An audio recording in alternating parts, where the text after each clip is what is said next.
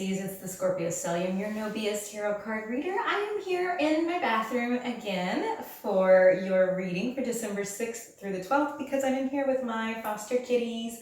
I have 10-week-old Bunny here in my lap. So let's go ahead and jump into your reading. Remember, you are not always going to resonate with your sun sign, so if this doesn't resonate, you do need to check your moon and your rising. If you don't know what those are, you can go to any astrological calculator such as astro.com and put your information in, and boom, there you go. Pisces, Pisces.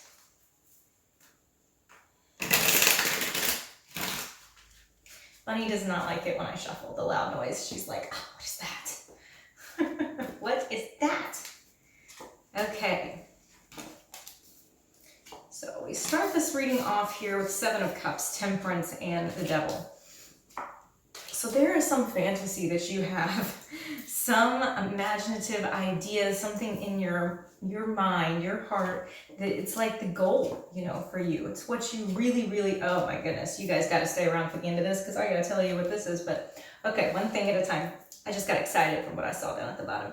All right, so the Seven of Cups, this fantasy, this idea of what you aim for, what you want. And it's like you're torn between doing something in the healthy way with Temperance and an unhealthy way with the Devil, with how you are going about the things that you imagine, that you want, all the choices that you have. You're like, I'm struggling between making right decisions with patience and with, you know, virtue, really, versus the Devil, where we're talking about half-truths, we're talking about difficulties. Are you running off, Bunny?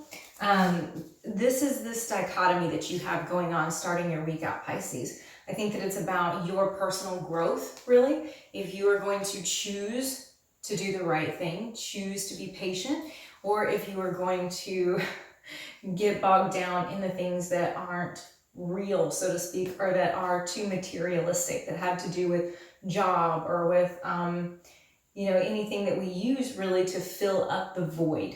Okay, so this is the beginning of the reading, what it's talking about. The Page of Wands, the Ten of Swords, and the Ten of Wands. What we see with this is there's something that you endeavor to do, that you're going off towards, that you're looking for.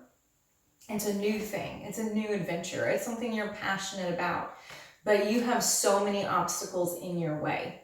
And I think that you're looking at these obstacles like, what am I going to do with this? Am I going to be able to get past them? Because both of these cards are talking about, is it going to be, you know, is it going to be worth it in the end? Is it going to be too much? Am I going to be betrayed, or am I going to betray myself even? Am I taking on too much? All of those kind of things can be relevant for this, but it's some new endeavor that you have, that you're kind of staring up at this mountain going, holy fuck, what do I do with that? So, you know, there's a lot of personal development here in the beginning of this reading. This last line is what I'm getting a little excited about. So we do have the Eight of Swords. It is showing me that you're stuck in your head about something. You are feeling mentally trapped, like you don't know what to do about something. It is a kind of a self-sabotage card. But next to it, it is showing that I don't know why you would sabotage yourself from this, because this is so good. Having the Lovers and the Ten of Cups, this is like your happily ever after, your person that you are meant for, that you are going to be happy with. You know, this is this domestic bliss kind of card here with the Ten of Cups. The Lovers is depending upon your beliefs. It is like a soulmate. It is a life partner. It's the person that you are completely in love with, head over heels, and that loves you back. And, you know, there's this reciprocity in the relationship. But what I don't understand, Pisces, is why you are so stuck in your head about it. It feels almost like you don't believe that it's true.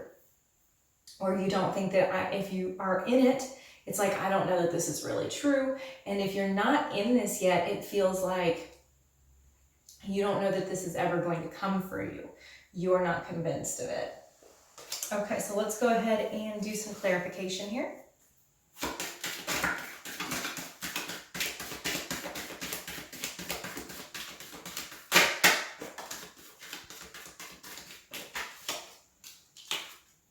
Okay.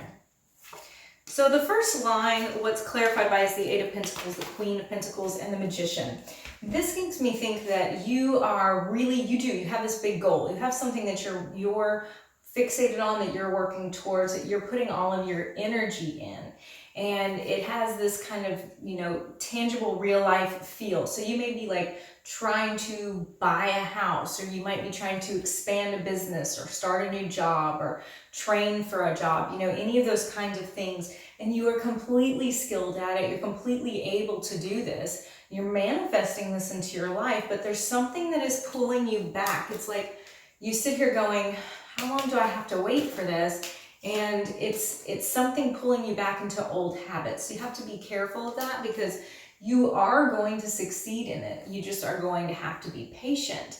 The next line, we're going to go ahead and look at that, this endeavor where you're looking at all of the obstacles, like, can I really get through these? Am I really good enough? That's the feeling that I'm getting here. Am I really good enough?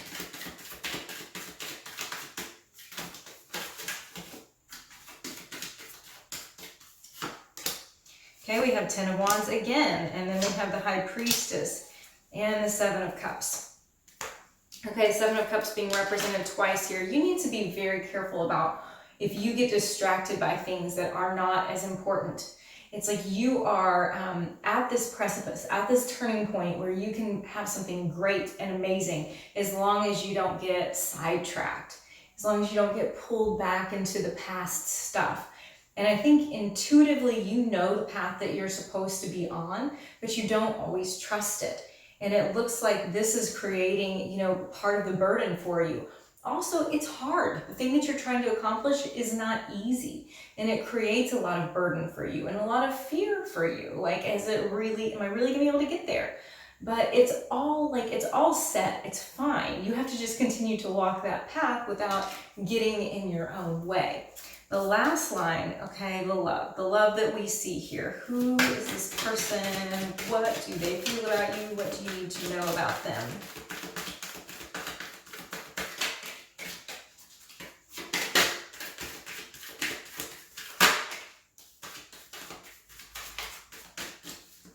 Okay, Queen of Pentacles. It's a card that has a lot to do with mothering and with domestic life, with having, all of the finances in the household good. The person that kind of gets it all done. That's the first card that I've got pulled out here. Okay. Then we also have the Knight of Swords and the Six of Wands. Okay.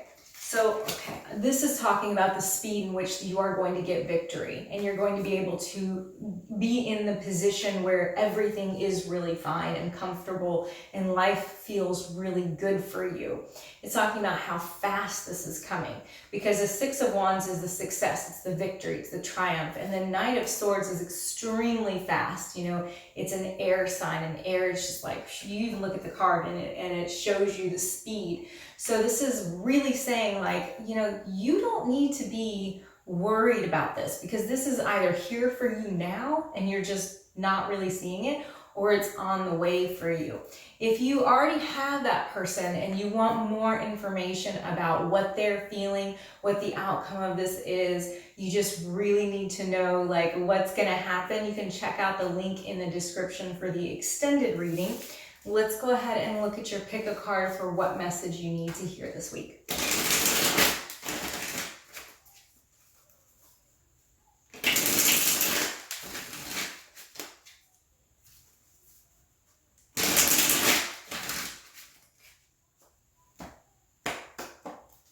Okay, I have card 1, card 2, and card 3. 1, 2, and 3. For the first card, it is the reverse Five of Coins. This is the time that you get to come back in, so to speak, financially.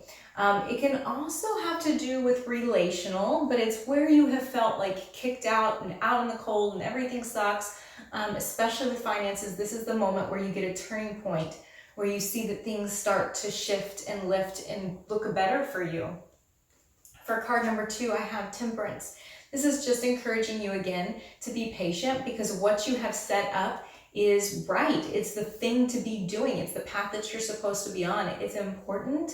And temperance is about moderation. So making sure that you moderate your reality and your fantasies and keep walking the line that you're walking so that you can have success in it. And then for card 3, it is the 6 of Swords, talking about moving forward. It's talking about progress. It's when you leave behind the past that has been difficult and painful and full of scars and fights and turmoil, and you move on into calmer water. So you're trying to shift your life, and this is a transition period where you mentally know the right things to do and you're applying them. So thank you for watching, Pisces. I will see you again next week.